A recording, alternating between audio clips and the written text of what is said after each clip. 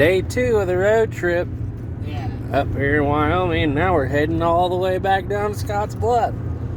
Old Duke's gonna show us some more goodies. We actually did get out and see a massacre site a little bit ago, but I wasn't able to film because the wind about to blow us over. You would not be able to hear much. And they thought we had a lot of stuff parked in the yard. Hey, Martin and Thomas, you can find all sorts of stuff out there to work on.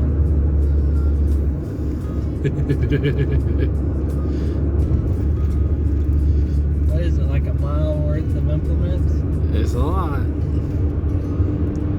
Tractors, implements, and combines, and balers. Stuff out there we haven't even seen yet.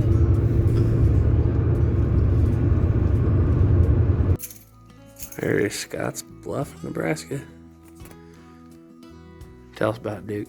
Well, it's a big bluff named after a guy named Scott. He was a trapper, died out here, 1820s, 1830s. I don't know the exact year, but little spot on the Oregon Trail.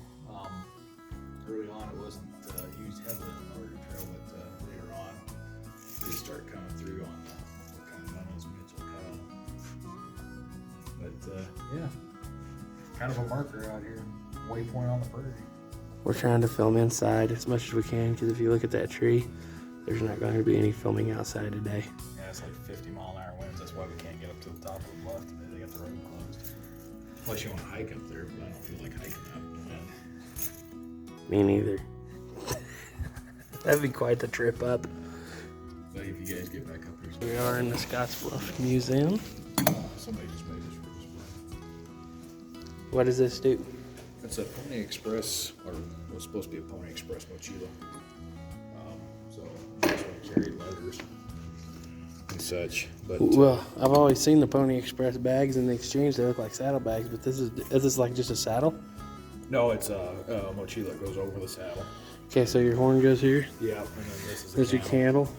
Yeah, and like I said, this is just a cheap representation. But, So you're not handing off the bags like we always saw? you take the whole thing off, Yeah, and you run along and do the run and throw and jump. And put it on the next horse on the next saddle. So it was just a bare tree with no leather on it. So have you ever seen them do the exchange?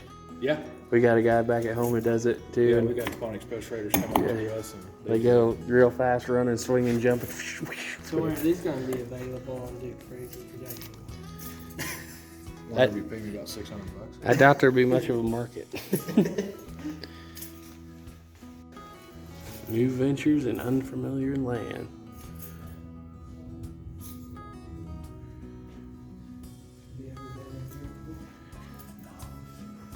I've been over a couple times.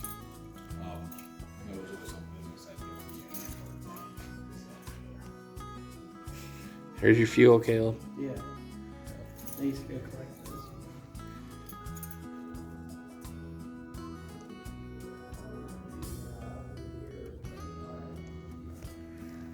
Here we have a long barrel 49 pocket model. Imagine how sad the old boy was that lost that.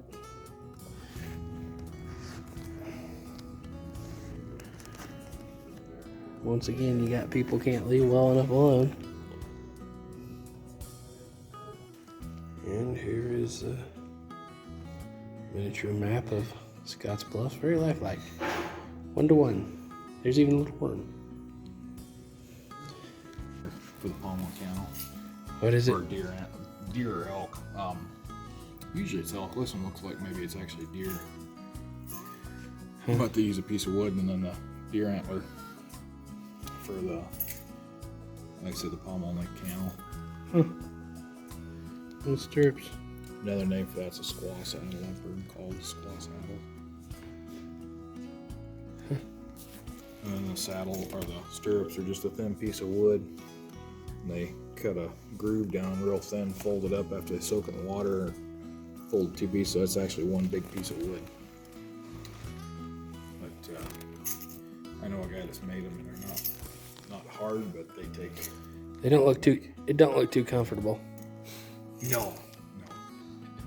And then Sublette found him. Oh yeah, so Bill Sublette, he's kind of one of the bigger guys that's out in this area. William Sublette.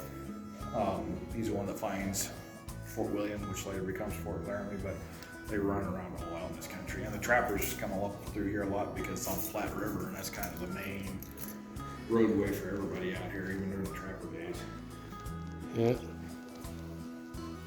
But you can see this is the Flat River, so this is where the trails are going to be running.